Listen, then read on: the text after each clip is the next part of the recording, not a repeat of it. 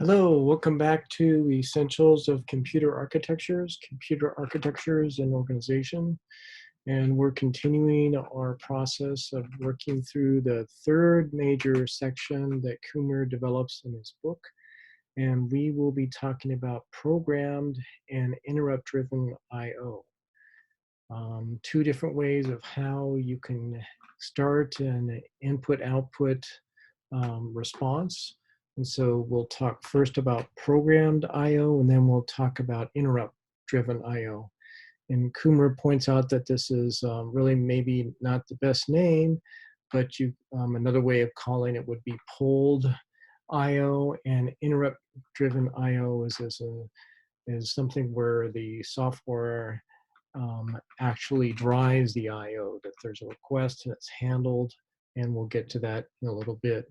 So first of all, let's talk about programmed I/O. It's used in early computers and the smallest embedded systems, and the devices had no intelligence, and so they're called, quote, dumb. So the CPU does all the work. So it pulls from one device to another to another. It is much faster than the device trying to do this. It starts the operations on the device, waits for the device to complete, and then it moves on. So what about talk a little bit more about this waiting for a device to complete. The basic technique is used with programmed I/O, is polling, and to wait for an operation to complete, a processor executes a loop that repeatedly requests status from the device. It allows a loop to continue until the device indicates ready, also called busy waiting. So here's an example of, in pseudocode fashion, rough pseudocode, what this might look, and we'll have another more precise way looking at it in a few charts. So first we want to test to see if the printer is powered on. So power on check, then it causes the printer to load a blank sheet, polls to determine when the paper has been loaded. So you can see it's one step at a time. It's specify the data in memory that tells what to print. The poll then to wait for the printer to load the data. Then it causes the printer to start spraying a band of ink. So this is an inkjet type of printer technology. It pulls to determine whether the ink mechanism finishes, and causes the printer to advance the paper to the next band. Pulls to determine whether the paper has advanced, repeats the process, six steps for each band to be printed. So this would be a dot matrix type of printer, and it causes the printer to eject the page. Pull then does the determination whether the page has been ejected. So the printer is not doing much. It's all the CPU that is controlling this, and so the actual complexity of the printer is very low. So here's a little bit more specifics about the addresses that would be used for polling. Each device has a set of addresses, meanings for fetch and store. And so an interface for our imaginary printer could be something like this. And so here would be the addresses that we would be using for fetch, 0 through 3. So then 4 through 7 would be for store. And so the rest of these would follow along there. And then towards the end, we have more examples of fetch and the bottom. So addresses are shown in a relative fashion. We will imagine that the interface starts at this address, 110000, and we'll be starting to process what this might look like. So if we were to write this device polling method in C, this is what it would look like. And the code does not contain any infinite loops. That would be something you definitely would want to avoid. And so this follows the same technique of the CPU, and the code tells the relatively unsophisticated printer what to do one step at a time. And so you would see the same thing that we just covered in the longer, higher level pseudocode example. So let's talk a little bit about terminology. Um, a set of addresses a device defines are known as the control and status registers, CSRs. The CSRs are used to transfer data and control the device. The hardware designer chooses whether a given CSR responds to a fetch, a store, or if it responds to both. In many cases, individual CSR bits are assigned meanings. In C, a strut can be used to define the CSRs, and we saw examples of what that was like here with the C code example.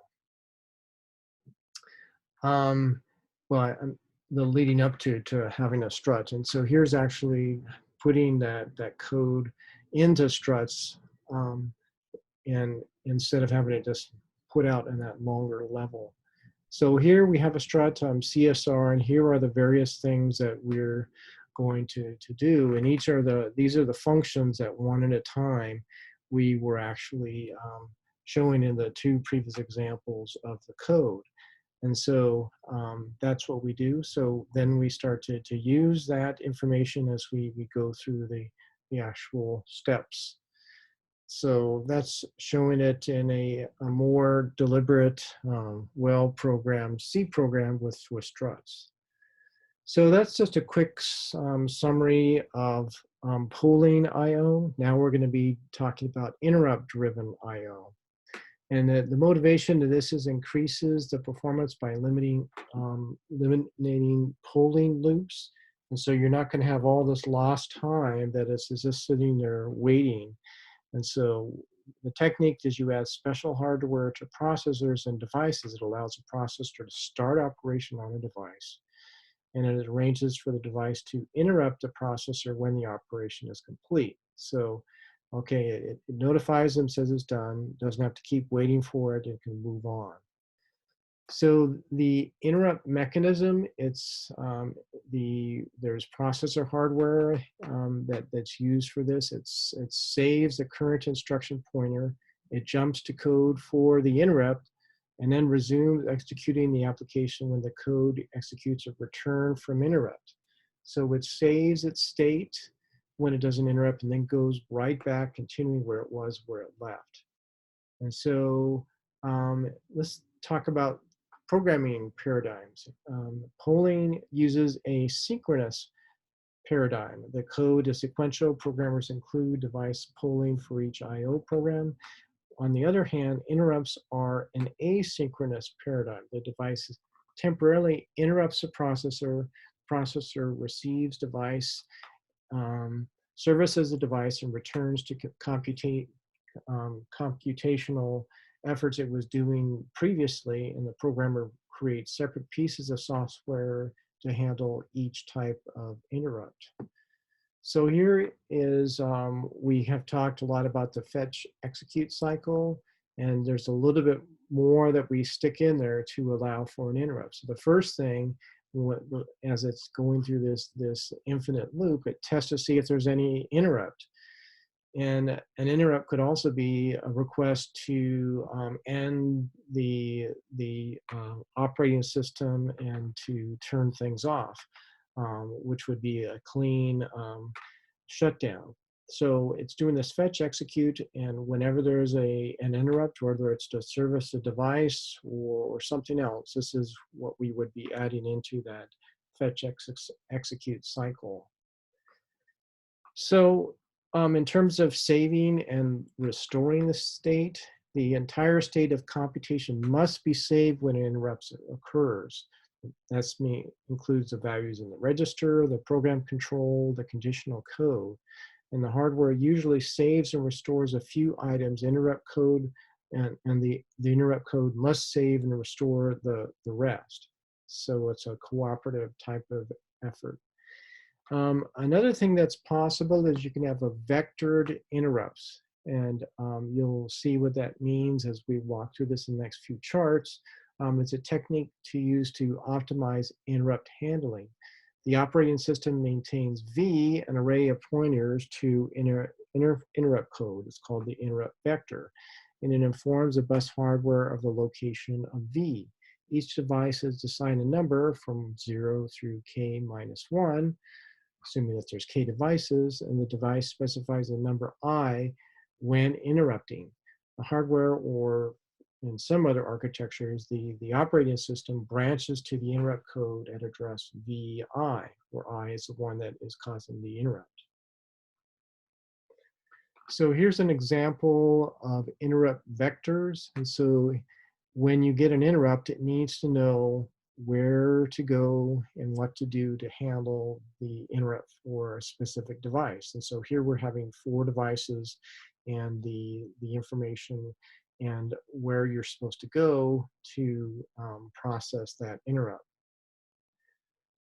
So the first thing you have to do is you have to do the initialization. So the processor boots with interrupts disabled. So the operating system, it keeps the interrupts disabled during the initialization. It fills an interrupt vector with pointers to interrupt code for each device. And then once all the interrupt table entries have been initialized, the operating system enables interrupts, which allows the input-output operations to proceed. So let's talk about how we go about preventing the interrupt code from being interrupted. So you're doing an interrupt, but you don't want to have an interrupt from the interrupt. The fact is, multiple devices can request an interrupt simultaneously. To prevent confusion, an operating system should handle one device before another. So the typical technique is the hardware disables further interrupts while an interrupt is being handled. So an interrupt by device would have to be sent again. So there can be multiple interrupt levels. So the simplest processors would only have manage one interrupt at a time. In more advanced processors, devices assigned can have a priority. A higher priority device can interrupt lower level interrupt codes. So typically there's a few priority levels, say 7, and the rule at any given time at most one device can be interrupting at each level priority. Note that the lower priority, usually 0, means no interrupt is occurring. That is, the application program is executing.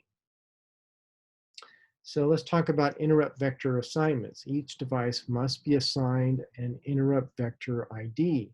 The operating system must know which device has been assigned which interrupt identification.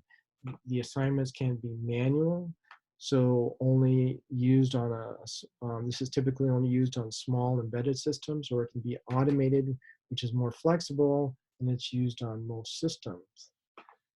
We can also have dynamic bus connections and pluggable devices. Good example is having a universal service bus, a USB type of device. So the bus technologies allow devices to be connected or disconnected while the operating system is running. That computer contains a USB hub device that has a fixed interrupt vector. When a new device is attached, the hub generates an interrupt, and the interrupt code loads additional software for the device into the operating system. It needs to know how to handle that device. There's optimizations that are used in interrupt-driven I/O. It provides higher level transfer rates. It offloads things from the central processing units, and there's 3 basic types. Direct memory access for one of maybe several reasons, like having direct access to your video on your display.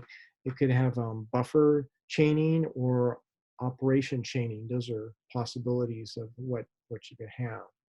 So let's talk about these a little bit more. First, direct memory access. This is widely used. It works well for high-speed input-output and streaming, and it requires smart devices that can move data across the bus to and from memory without using the processor. For example, a Wi-Fi network interface can read an entire packet and place the packet in a specified buffer in memory. So the basic idea is the CPU tells the device location of a buffer, the device fills the buffer, and then interrupts. Second is buffer chaining. So it extends the direct memory access to handle multiple transfers on one command. The device is given a linked list of buffers. The device handles hardware uses the next buffer on the list automatically. And so here we're seeing the addresses that the address passed to the device. And so the first thing is we go to the data buffer number 1. We handle that. We then move on. Okay, you need to go to where this next area of what you're still supposed to focus on. So we go to the area that's handling data buffer number 2. We handle that, and then we go to the place where the data buffer number 3 is. We handle that, and then we're done. So this is handling 3 different data buffers. What about scatter read and gather write? This is a special case of buffer chaining. Large data transfers form from separate blocks of memory. This is what we're trying to accomplish. An example is to write a network packet. We combine packet headers from buffer 1. Then there's an encryption header from buffer number 2 and packet from buffer number 3. This eliminates application program from copying data into a single large buffer. So let's talk about operation chaining. This yet again extends DMA, direct memory access. It allows sequences of read, write, and control operations. A processor passes a list of commands to the device. The device carries out successive commands automatically. The illustration of a disk read and write with operating chaining is a good way to be looking at this. So here we have this. First, we have once again, these 3 data buffers. And so we do a read here and this is the information we have in the data buffer. And then we do a write.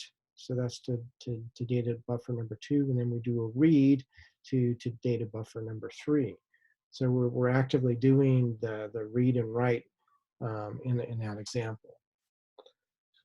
So in this short chapter, what we've talked about is input and output in 2 different ways. We talked about programmed I/O, which historically was used a lot. There was a lot of smarts in the CPU, and devices typically would not have very much smarts, and you'd have to pull from one to another to another. So it's called polling or programmed I/O. And another one is interrupt-driven I/O, which is a lot more commonly used. And the interrupts allow the processor to continue running while waiting for an I/O, so there isn't any time lost. You use a vector, which is usually in memory, a set of memory locations that tells it the things that it needs to be doing. And this interrupt occurs between instructions in the fetch execute cycle, as we showed. With each loop, it will see if there's any interrupts to handle, and if not, it just keeps doing that fetch execute. There's multiple level interrupts that are handled at high speed with high speed and low speed devices on the same bus. Smart devices have some processing power built into the device, so it's no longer just all on the CPU side. And there's various ways to increase performance. You can have optimization for high-speed devices, which include direct memory access. You can buffer chaining, and you can have operation chaining. So thank you very much. Nice short lecture. Take care.